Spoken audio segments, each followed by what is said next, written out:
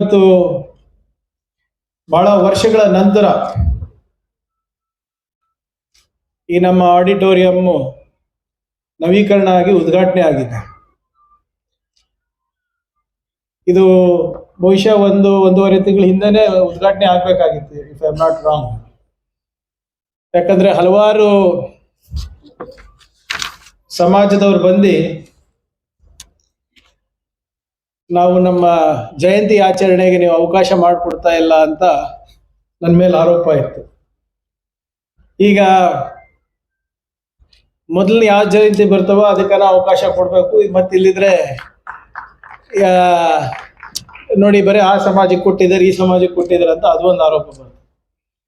ಅದಕ್ಕೆ ಮೊನ್ನೆ ಶಿಕ್ಷಕರ ದಿನಾಚರಣೆ ಮಾಡ್ತೀನಿ ಅಂತ ನಮ್ಮ ಸ್ನೇಹಿತರು ಬಂದು ಹೇಳಿದಾಗ, ಶಿಕ್ಷಕರು ಯಾವುದೇ ಜಾತಿಗೆ ಸೇರಿದಲ್ಲ, ಯಾವುದೇ ಸಮಾಜಕ್ಕೆ ಸೇರಿದಲ್ಲ, ಅವರಿಗೆ ಕೊಟ್ಬಿಡೋಣ. ನಮ್ಮ ಭವಿಷ್ಯವನ್ನ, ನಮ್ಮ ಮಕ್ಕಳ ಭವಿಷ್ಯವನ್ನ ನಿರ್ಮಾಣ ಮಾಡ್ತಾ ಇರುವಂತ ಜನರಿಗೆ ಅವರ ಕೈಯಲ್ಲಿ ಇವತ್ತು ಇದು ಉದ್ಘಾಟನೆ ಆಗ್ತಾ ಇದೆ ಅಂದ್ರೆ ವೈಯಕ್ತಿಕವಾಗಿ ನನಗೆ ಬಹಳ ಸಂತೋಷವಾದ ವಿಷಯ.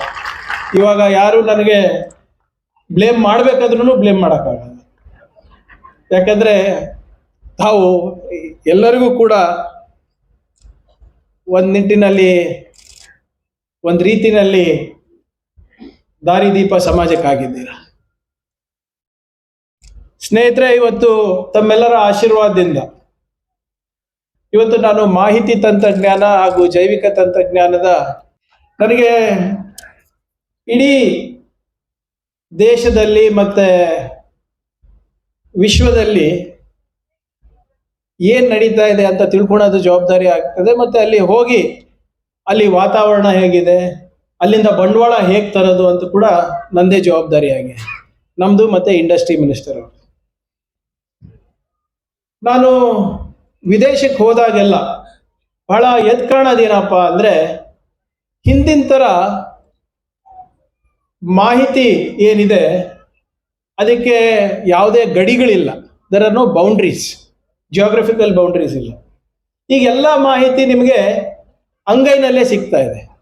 ನೇಪಾಳಲ್ಲಿ ಏನಾಗ್ತಾ ಇದೆ ಅಂತ ಅರ್ಧ ತಾಸಲ್ಲಿ ಗೊತ್ತಾಗ್ತಾ ಇದೆ, ಡೆಲ್ಲಿನಲ್ಲಿ ಏನಾಗ್ತಾ ಇದೆ ಗೊತ್ತಾಗ್ತಾ ಇದೆ, ಟ್ರಂಪ್ ಅವ್ರು ಏನಂತ ಇದ್ದಾರೆ ಗೊತ್ತಾಗ್ತಾ ಇದೆ, ಆಸ್ಟ್ರೇಲಿಯಾದಲ್ಲಿ ಏನ್ ನಡೀತಾ ಇದೆ ಗೊತ್ತಾಗ್ತಾ ಇದೆ.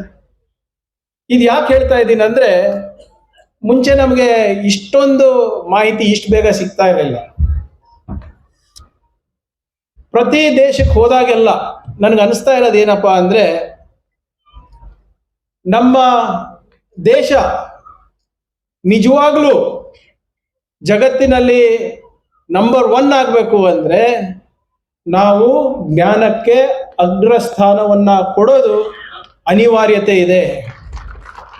ನಮ್ಮ ದೇಶ ವಿಶ್ವದ ನಾಯಕತ್ವದ ಚುಕ್ಕಾಣಿ ಹಿಡಿಬೇಕಂದ್ರೆ ನಾವು ಒಂದು ಜ್ಞಾನದ ಸಮಾಜವನ್ನ ನಿರ್ಮಾಣ ಮಾಡಬೇಕಾಗತ್ತೆ.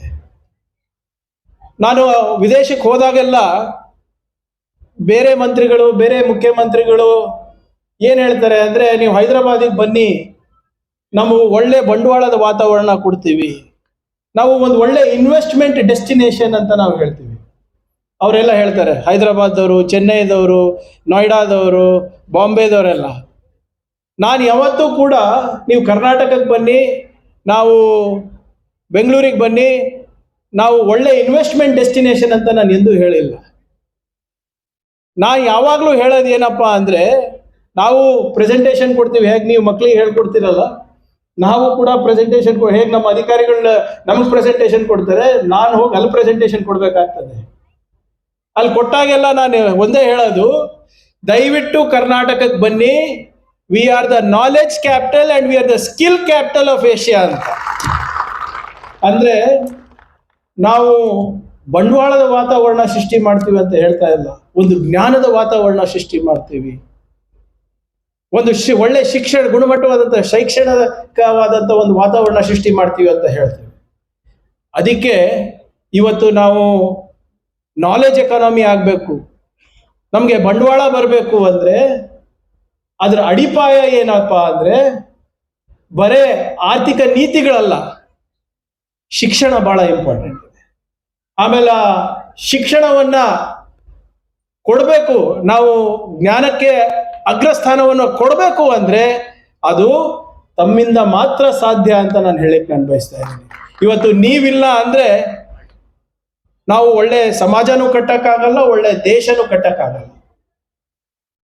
ನೀವಿಲ್ಲ ಅಂದ್ರೆ ಒಂದು ಪ್ರಬುದ್ಧ ಸಮಾಜನೂ ಇರೋದಿಲ್ಲ, ಒಂದು ಸಮೃದ್ಧ ರಾಜ್ಯನೂ ಇರೋದಿಲ್ಲ, ಅಥವಾ ಒಂದು ಸಮೃದ್ಧ ದೇಶನೂ ಇರೋದಿಲ್ಲ, ವಿಶ್ವಗುರು ಅಂತನೂ ಆಗ್ಲಿಕ್ಕೆ ಸಾಧ್ಯನೂ ಇಲ್ಲ. ಅದನ್ನ ನಾವು ಬೇರ್ಮಟ್ಟದಿಂದ ಕಟ್ಟಬೇಕಾಗ್ತದೆ.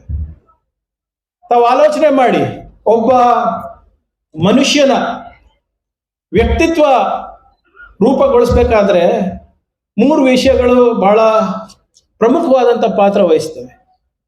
ಮೊದಲನೇದು ಮನೆ, ಎರಡನೇದು ಶಿಕ್ಷಕರು, ಮೂರನೇದು ಸಮಾಜ. ಮನೆಯಲ್ಲಿ ಅನಿವಾರ್ಯ ಹುಟ್ಟಿರ್ತೀವಿ, ಅಲ್ಲಿ ಏನು ವಾತಾವರಣ ಇರುತ್ತೆ ಅದು ಕಲಿತೀವಿ. ಅದಾದ ನಂತರ ನಮ್ಮ ವ್ಯಕ್ತಿತ್ವ ಯಾರನ್ನ ರೂಪಿಸ್ತಾರೆ ಅಂದ್ರೆ ಅದು ತಾವು ಶಿಕ್ಷಕರಾಗಿ. ಇವತ್ತು ನಾವು ಎಷ್ಟೇ ದೊಡ್ಡ ವ್ಯಕ್ತಿಗಳು ಇರ್ಬೋದು, ಯಾರೇ ಇರ್ಬೋದು, ಈ ನಮ್ಮ ಸಾಮಾಜಿಕ ವ್ಯವಸ್ಥೆಯಲ್ಲಿ ಅತಿ ಹೆಚ್ಚು ಹೊಣೆಗಾರಿಕೆ ಇರುವುದು ತಮ್ಮೇಲಿದೆ. ಇಲ್ಲಿ ಆಫೀಸರ್ಸ್ ಕೂತಿದ್ದಾರೆ, ರಾಜಕಾರಣಿಗಳು ಕೂತಿದ್ದಾರೆ. ನೀವು ಯಾರಿಗಾನ ಮಾತಾಡಿದ್ರು ಕೂಡ ಅವ್ರು ಏನ್ ಹೇಳ್ತಾರೆ ಅಂದ್ರೆ, ಸರ್ ನಮ್ಮ ಶಾಲೆನಲ್ಲಿ ಫೆಸಿಲಿಟಿ ಅಷ್ಟಿರ್ಲಿಲ್ಲ ಸರ್, ಆದ್ರೆ ಶಿಕ್ಷಕರು ಸರಿ ಇದ್ರು, ಬೋಧಕರು ಸರಿ ಇದ್ರು, ಎನ್ಕರೇಜ್ ಮಾಡ್ತಾ ಇದ್ರು, ನಮಗೆ ಪುಸ್ತಕದಲ್ಲಿ ಏನಿತ್ತು ಅದನ್ನ ಮೀರಿ ನನಗೆ ಎನ್ಕರೇಜ್ ಮಾಡ್ತಾ ಇದ್ರು ಅಂತ ಯಾರಾದ್ರೂ ಒಬ್ರು ನೆನಪಿದ್ದೇ ಇರ್ತಾರೆ. ಪ್ರಾಮಾಣಿಕವಾಗಿ ಹೇಳ್ತಾ ಇದ್ದೀನಿ, ಯಾವುದೇ ಪ್ರತಿಯೊಬ್ಬ ವ್ಯಕ್ತಿಗೂ ಕೂಡ, ಯಶಸ್ವಿ ವ್ಯಕ್ತಿ ಕೇಳಿದ್ರೆ ಅವ್ರಿಗೆ ಇನ್ನೂ ಕೂಡ ಅವ್ರ ಪ್ರೈಮರಿ ಟೀಚರ್ ಯಾರಿರ್ತಾರೆ ಅಂತ ಗೊತ್ತಿರ್ತಾರೆ, ಹೈಸ್ಕೂಲ್ ಟೀಚರ್ ಯಾರಿರ್ತಾರೆ ಅದು ಗೊತ್ತಿರ್ತಾರೆ, ನಮ್ಮ ಕಾಲೇಜಲ್ಲಿ ಯಾರು ಓದಿಸಿದ್ದಾರೆ, ನಮಗೆ ಬೋಧನೆ ಮಾಡಿದ್ದಾರೆ ಅಂತ ನೆನಪಿರ್ತದೆ. ಸೊ ಆದ್ರಿಂದ ನಿಮ್ಮಲ್ಲಿರುವಂತ ಶಕ್ತಿ ಏನಿದೆ ಅದು ಬೇರೆ ಯಾರಲ್ಲೂ ಇಲ್ಲ. ರಾಜಕಾರಣಿಗಳಿಗೆ ನೀತಿ ಮಾಡೋ ಶಕ್ತಿ ಇದೆ ಅಷ್ಟೇ, ಅಧಿಕಾರಿಗಳ ಕಾನೂನನ್ನ ಅನುಷ್ಠಾನಕ್ಕೆ ತರುವ ಶಕ್ತಿ ಇದೆ. ಆದ್ರೆ ನೀವು ಒಂದು ಇಡೀ ಪೀಳಿಗೆ ಆಲೋಚನೆ ಕೊಡುವಂತ ಶಕ್ತಿ ಇವತ್ತು ನಿಮ್ಮಲ್ಲಿ ಮಾತ್ರ ಇರೋದು ಅಂತ ಹೇಳುತ್ತೆ. ಯಾಕಂದ್ರೆ ಪ್ರಬುದ್ಧ ಶಿಕ್ಷಣ ಇದ್ರೆ ವಿದ್ಯಾರ್ಥಿಗಳಿಗೆ ಪ್ರಬುದ್ಧ ಒಂದು ಸಮಾಜ ಕಟ್ಟಬಹುದಾಗ್ತದೆ. ಎಲ್ಲಿ ಪ್ರಬುದ್ಧತೆ ಇರೋದಿಲ್ಲ ಅಲ್ಲಿ ಅರಾಜಕತೆ ಇರೋದು ಸಹಜ. ನಾವು ಒಂದು ಪ್ರಗತಿಪರವಾದಂಥ ಸಮಾಜವನ್ನ ನಾವು ಕಟ್ಟಬೇಕು ಅಂತ ಇದ್ರೆ ನಾವೆಲ್ಲರೂ ಸೇರಿ ವೈಜ್ಞಾನಿಕ ಮನೋಭಾವನೆ ಬೆಳೆಸಬೇಕು. ಮೊದಲನೇದಾಗಿ ನಾನು ನಿಮ್ಮ ಹತ್ರ ಒಂದೇ ಒಂದು ರಿಕ್ವೆಸ್ಟ್ ಮಾಡ್ತಾ ಇದ್ದೀನಿ, ನಮ್ಮ ಶಿಕ್ಷಕರಲ್ಲಿ ದಯವಿಟ್ಟು ಮಕ್ಕಳಲ್ಲಿ ಕುತೂಹಲ ಮತ್ತೆ ವೈಜ್ಞಾನಿಕ ಮನೋಭಾವನೆ ಬೆಳೆಸಿ ಅಂತ. ಇವೆರಡೂ ಇರಲಿಲ್ಲ ಅಂದ್ರೆ ಬಹಳ ಕಷ್ಟ ಆಗುತ್ತೆ. ಈಗ ನಮ್ಮ ಇತ್ತೀಚಿನ ದಿನಗಳಲ್ಲಿ ಕೆಲವು ವರ್ಷಗಳಲ್ಲಿ ಏನಾಗ್ತಾ ಇದೆ ತಾವೇ ಆಲೋಚನೆ ಮಾಡಿ ಕುಲಂಕುಷವಾಗಿ. ಇದರಲ್ಲಿ ರಾಜಕೀಯ ಬೆರೆಸೋದಲ್ಲ. ನಾವು ಪುರಾಣಗಳನ್ನ ನಾವು ಇತಿಹಾಸವೆಂದು ನಾವು ತಪ್ಪಾಗಿ ಗ್ರಹಿಕೆ ಆಗ್ತಾ ಇದೆ. ಪುರಾಣಗಳನ್ನ ನಾವು ವಿಜ್ಞಾನ ಅಂತ ತಪ್ಪಾಗಿ ಗ್ರಹಿಕೆ ನಾವು ಮಾಡ್ತಾ ಇದ್ದೀವಿ. ಪುರಾಣ ಕಲಿಬೇಕು, ಇಲ್ಲ ಅಂತ ಇಲ್ಲ. ರಾಮಾಯಣ, ಮಹಾಭಾರತ, ಗರುಡ ಪುರಾಣ ಎಲ್ಲಾನು ಓದ್ಬೇಕಿಲ್ಲ ಅಂತಲ್ಲ. ಅದು ನಮ್ಮ ಸಂಪ್ರದಾಯ, ನಮ್ಮ ಸಂಸ್ಕೃತಿ, ನಮಗೆ ಆಧ್ಯಾತ್ಮಿಕವಾಗಿ ಶಾಂತಿ ತರುವಂಥದ್ದು, ನಮಗೆ ನೈತಿಕ ಮೌಲ್ಯವನ್ನ ಹೇಳ್ಕೊಡೋದು, ನಮಗೆ ಒಂದು ಧಾರ್ಮಿಕ ದಿಕ್ಕುಗಳನ್ನ ಕೊಡುವಂಥದ್ದು. ನಮಗೆ ಪುರಾಣಗಳಲ್ಲಿ ನಮಗೆ ನೀತಿ ಶಾಸ್ತ್ರ ಇರ್ಬೋದು, ವಂಶಾವಳಿ ಇರ್ಬೋದು, ವಿಶ್ವ ಜ್ಞಾನ ಇರ್ಬೋದು, ಕಲೆ ಇರ್ಬೋದು, ಸಂಗೀತ ಇರ್ಬೋದು, ಇವೆಲ್ಲನೂ ಕಲೀಲಿಕ್ಕೆ ಸಿಗ್ತದೆ. ಆದ್ರೆ ಆ ಕಲಿಕೆ ಜೊತೆ ನಾವು ನಮ್ಮ ವಿಜ್ಞಾನವನ್ನ, ನಮ್ಮ ವೈಜ್ಞಾನಿಕ ಮನೋಭಾವನೆಯನ್ನ ಮರಿಬಾರ್ದು. ಪುರಾಣಗಳು ನಮ್ಮ ಕಲ್ಚರಲ್ ಐಡೆಂಟಿಟಿ, ನಮ್ಮ ಸಾಂಸ್ಕೃತಿಕ ಐಕ್ಯತೆಯನ್ನ ಕಾಪಾಡುತ್ತೆ. ಇವತ್ತು ನಾವೆಲ್ಲರೂ ಜೊತೆ ಕೂತಿದೀವಿ ಅಂದ್ರೆ ಇಲ್ಲಪ್ಪ ಈ ಪಾಠ ಪುರಾಣಗಳು ಹಳ್ಳಿಗಳೆಲ್ಲ ಆದಾಗ, because it's hour cultural identity, ನಾವು ಹೋಗ್ತೀವಿ ಅಲ್ಲಿ, ನಮಗೆ ಒಂದು ನೈತಿಕ ಮಾರ್ಗದರ್ಶನ ಸಿಗುತ್ತೆ, ಅಲ್ಲಿ ಮನಃಶಾಂತಿ ಸಿಗುತ್ತೆ ಅಂತ ನಾವು ಹೋಗ್ತೀವಿ. ನಮ್ಗೆ ಧಾರ್ಮಿಕ ಹಾಗೂ ಆಧ್ಯಾತ್ಮಿಕ ಸ್ಫೂರ್ತಿ ಸಿಗುತ್ತೆ ಅಂತ ನಾವು ಹೋಗ್ತೀವಿ. ಅದಕ್ಕೆ ನಾವು ಕಲಿಬೇಕು, ಕಲಿಬಾರ್ದು ಅಂತ ಹೇಳೋಲ್ಲ ಇದು. ಯಾಕಂದ್ರೆ ಅದೇ ನಮ್ಮ ಸಂಪ್ರದಾಯಗಳು ಹಿಂದೆಯಿಂದ. ಅದಕ್ಕೆ ಬಹಳಷ್ಟು ಜನ ಬೇರೆ ಬೇರೆ ಆ, ಏನು ಬಸವ ಕ್ರಾಂತಿಗಳು ನಡೆದಿದೆ, ಬೇರೆ ಬೇರೆ ಹಲವಾರು ರೀತಿಯಾದಂಥ ಕ್ರಾಂತಿಗಳು ಎಲ್ಲ ಸಮಾಜದಲ್ಲೂ ಕೂಡ ಎಲ್ಲವನ್ನ ಪ್ರಶ್ನೆ ಮಾಡಿದ್ದಾರೆ. ಆದರೆ ಒಳ್ಳೇದೋ ಕೆಟ್ಟದೋ ನಮ್ಮ ಸಂಪ್ರದಾಯ, ಅದು ಕಲೀಲೇಬೇಕು. ಆದರೆ ದಯವಿಟ್ಟು ಅದನ್ನ ವೈಜ್ಞಾನಿಕ ಮನೋಭಾವನೆಯಲ್ಲಿ ತರ್ಲಿಕ್ಕೆ ಹೋಗ್ಬಾರ್ದು ಅಂತ ನನ್ನ ಅಭಿಪ್ರಾಯ ಇದೆ. ಇದು ಯಾಕೆ ಹೇಳ್ತಾ ಇದ್ದೀನಿ ಅಂದ್ರೆ, ಇಂಡಿಯನ್ ಸೈನ್ಸ್ ಕಾಂಗ್ರೆಸ್ ಅಂತ 100 ವರ್ಷದಿಂದ ಹಾಕೊಂಡು ಬರ್ತಾ ಇದೆ.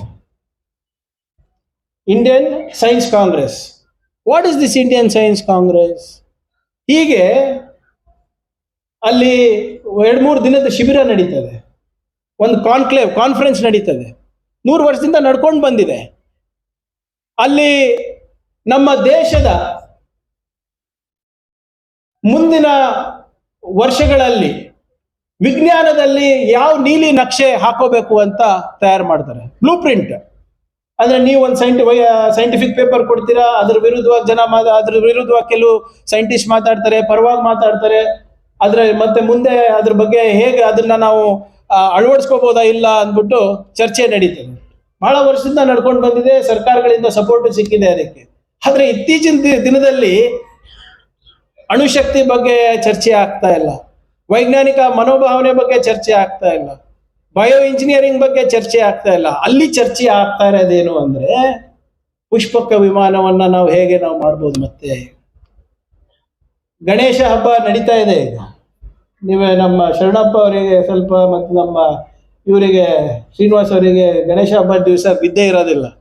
ಯಾಕಂದ್ರೆ ರಾತ್ರಿ ಎಲ್ಲ 2:30 3 ಗಂಟೆಗೆಲ್ಲ ಇಬ್ರು ಮೆಸೇಜ್ ಮಾಡ್ತಾರೆ, ಸರ್ ವಿಸರ್ಜನೆ ಎಲ್ಲ ಬಹಳ ಶಾಂತಿಯುತವಾಗಿ ಆಯ್ತು ಅಂತ. ನಾವು ಬೆಳಿಗ್ಗೆ 5 ಗಂಟೆಗೆ ನೋಡಿ ಧನ್ಯವಾದ ಅಂತ ಹೇಳ್ಬೋದು.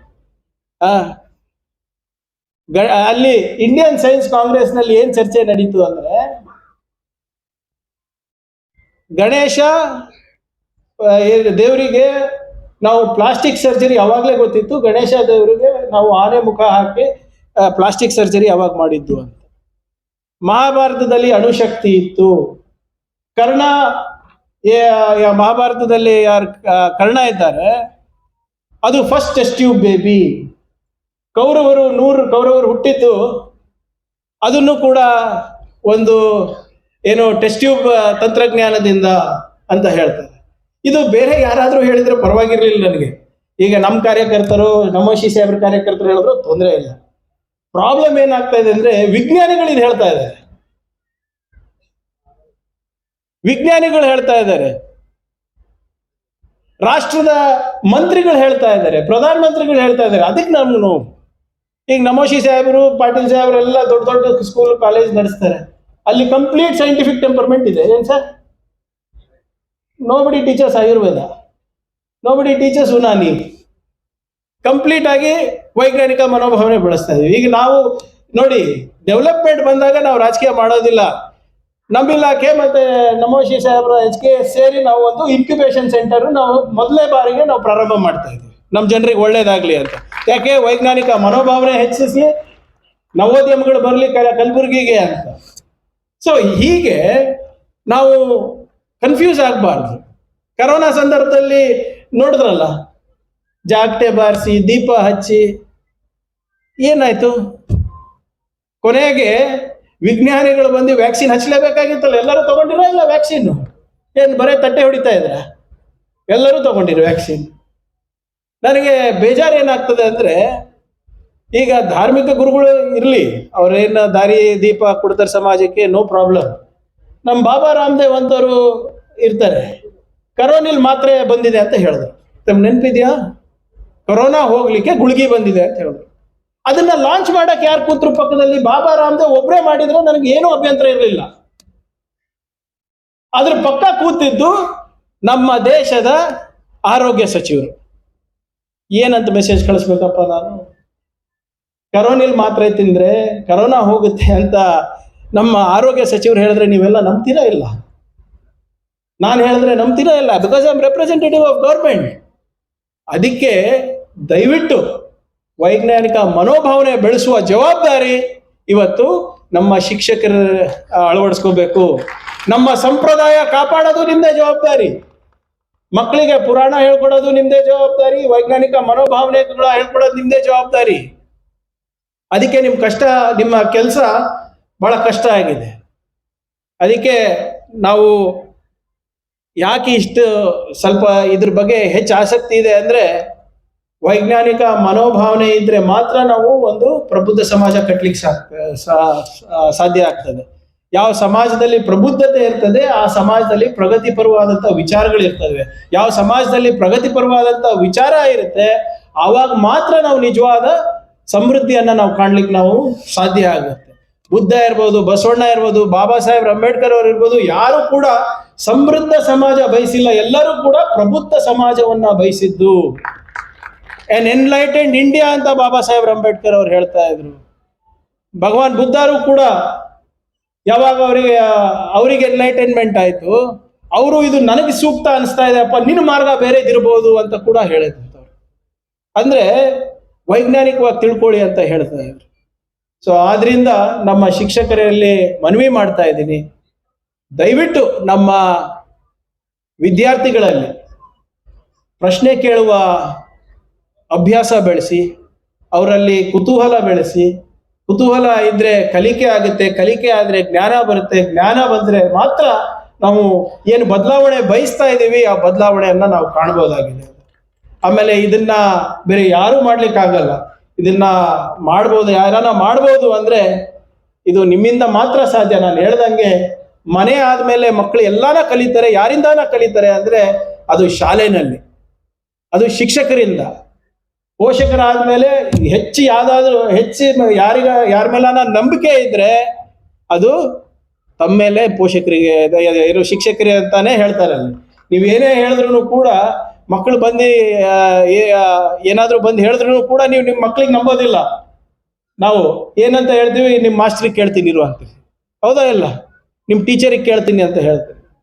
ಆದ್ರಿಂದ ಇದನ್ನ ತಾವು ಮಕ್ಕಳಲ್ಲಿ ಬೆಳೆಸ್ಕೋಬೇಕು. ಮತ್ತೆ ವಿಶೇಷವಾಗಿ ತಾವು ಕೂಡ ಮಕ್ಕಳಲ್ಲಿ ಏನು ಒಂದು ಜೀವನದ ಕೌಶಲ್ಯವನ್ನು ಕೂಡ, ಲೈಫ್ ಸ್ಕಿಲ್ಸ್ ಅನ್ನ ತಾವು ಅದನ್ನು ಕೂಡ ಅವ್ರನ್ನಲ್ಲಿ ಇಂಬೈಬ್ ಮಾಡಬೇಕು ಅಂತ ಕೇಳ್ತಾ ಇದ್ದೇನೆ. ಮತ್ತು ವಿಶೇಷವಾಗಿ ಈಗ ನಾನು ಮಾಹಿತಿ ತಂತ್ರಜ್ಞಾನ ಸಚಿವನಾಗಿ ನಾನು ಈಗ ಮಾತಾಡಬಾರ್ದು, ಬಟ್ ಇದು ಸತ್ಯ ಇದೆ. ಈಗ ಏನಾಗ್ಬಿಟ್ಟಿದೆ, ಒಂದು ಹೊಸ ಇದು ನಮ್ಮ KKRDB ಸೆಕ್ರೆಟರಿ ಇದ್ದಾರೆ. ಕಳೆದ ಒಂದು 7-8 ವರ್ಷದಲ್ಲಿ ಎಷ್ಟು ಸ್ಮಾರ್ಟ್ ಕ್ಲಾಸ್ ಕೊಡಿಸಿದ್ದೀವಿ, ಸ್ವಲ್ಪ ಮಾಹಿತಿ ತೆಗೀರಿ ಸರ್, ನೋಡ್ಬೇಕು ನಾನು. ಸುಮಾರಿದೆ. ಸ್ಮಾರ್ಟ್ ಕ್ಲಾಸ್ ಬರೋದ್ರಿಂದಾನೇ ಮಕ್ಕಳು ಸ್ಮಾರ್ಟ್ ಆಗೋದಿಲ್ಲ. ಆರ್ಟಿಫಿಷಿಯಲ್ ಇಂಟೆಲಿಜೆನ್ಸ್ ಇಂದಾನೇ ಯಾರು ಸ್ಮಾರ್ಟ್ ಆಗೋದಿಲ್ಲ. ಕಾಮನ್ ಸೆನ್ಸ್ ಬೇಕು ಫಸ್ಟ್. ಸ್ಮಾರ್ಟ್ ಕ್ಲಾಸ್ ನಲ್ಲಿ ಶಿಕ್ಷಕರಿದ್ರೆ ಮಕ್ಕಳು ಸ್ಮಾರ್ಟ್ ಆಗ್ತಾರೆ.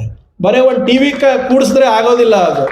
ಸೊ ಎಲ್ಲಿ ತನಕ ತಮ್ಮ ಇಂಟರ್ವೆನ್ಷನ್ ಇರೋದಿಲ್ಲ, ನಾವು ಸುಮ್ಮನೆ ಹೆಸರಿಗೆ ಸ್ಮಾರ್ಟ್ ಕ್ಲಾಸ್ ಅಂತ ನಾವು ಇಲ್ಲಿ ಕೂಡಿಸಿದೀವಿ. ನಮ್ಮ SSLC ರಿಸಲ್ಟ್ ಮೊನ್ನೆ ಬಂದಾಗ ಗೊತ್ತಾಯ್ತು. ಅದು SSLC ರಿಸಲ್ಟ್ ಕಮ್ಮಿ ಬಂದ್ರು ನಿಮ್ಗೆ ಯಾರು ಕೇಳಿಲ್ಲ, ನನಗೆ ಕೇಳಿದ್ರೆ ಎಲ್ಲರೂ, ಯಾಕಪ್ಪ SSLC ರಿಸಲ್ಟ್ ಕಮ್ಮಿ ಆಗ್ಲತ್ತವ ಅಂತ.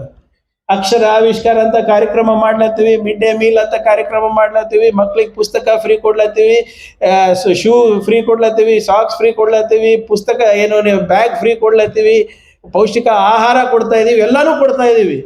ಆದ್ರೂ ಕೂಡ ಅದು ಎಲ್ಲ ಒಂದ್ ಕಡೆ, ಹೌದು ಹೋದ್ ಬಾರಿ ಸ್ವಲ್ಪ ವಿಚಿತ್ರ ವಾತಾವರಣ ಸೃಷ್ಟಿ ಆಯ್ತು ಕೌನ್ಸಿಲಿಂಗ್ ಇಂದ. ಸೊ ಆದ್ರಿಂದ ಸ್ವಲ್ಪ ಇದು ಆಯ್ತು, ಸ್ವಲ್ಪ ಹಿನ್ನಡೆ ಆಯ್ತು.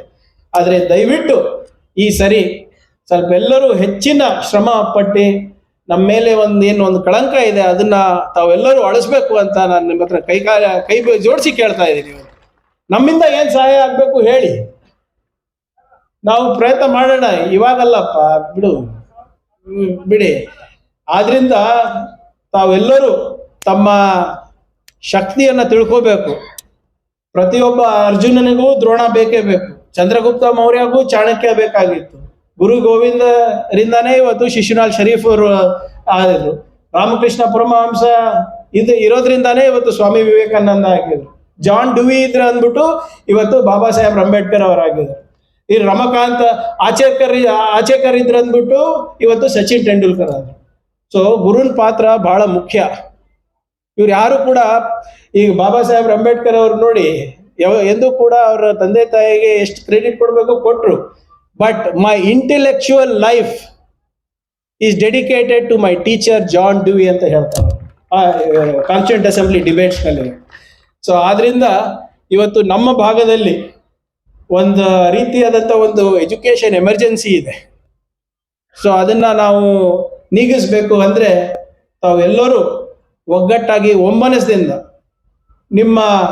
ನೀವು ಶಕ್ತಿ ಮೀರಿ ಪ್ರಯತ್ನ ಮಾಡಿದ್ರೆ ಮಾತ್ರ ಆಗ್ಲಿಕ್ಕೆ ಸಾಧ್ಯ ಆಗುತ್ತೆ. ನಾವು ಕೂಡ ಒಂದು ಶಿಕ್ಷಣಕ್ಕೆ, ನಮ್ಮ ಭಾಗಕ್ಕೆ, ನಮ್ಮ ಕಲಬುರಗಿಗೆ ಒಂದು ಶಿಕ್ಷಣಕ್ಕೆ ಒಂದು ನೀಲಿ ನಕ್ಷೆಯನ್ನು ಹಾಕ್ತಾ ಇದ್ದೀವಿ. ನಾವು ಸರ್ಕಾರದಿಂದ ಏನೇ ನೀತಿ ಮಾಡ್ಬೋದು, ಏನೇ ನೀಲಿ ನಕ್ಷೆ ಹಾಕ್ಬೋದು, ಆದರೆ ಅದಕ್ಕೆ ಬೇರ್ ಮಟ್ಟದಲ್ಲಿ ಅನುಷ್ಠಾನ ತರೋರು ತಾವೆಲ್ಲರೂ ಇದ್ದೀರ. ನಾನೇನು ನಿಮ್ಮ ಇದರಲ್ಲಿ ಸಮಸ್ಯೆ ಇಲ್ಲ ಅಂತ ನಾನು ಹೇಳ್ತಾ ಇಲ್ಲ, ಸಮಸ್ಯೆ ಇದೆ. ನಿಮ್ಮ ಹತ್ರನೂ ಕೂಡ ಸರ್ಕಾರ ವತಿಯಿಂದ ಸಾಕಷ್ಟು ಬೇಡಿಕೆ ಇದೆ. ಆ ಎಲ್ಲ ಬೇಡಿಕೆಗಳ ಕೂಡ ನನ್ನ ಗಮನಕ್ಕಿದೆ, ಸರ್ಕಾರದ ಗಮನಕ್ಕಿದೆ.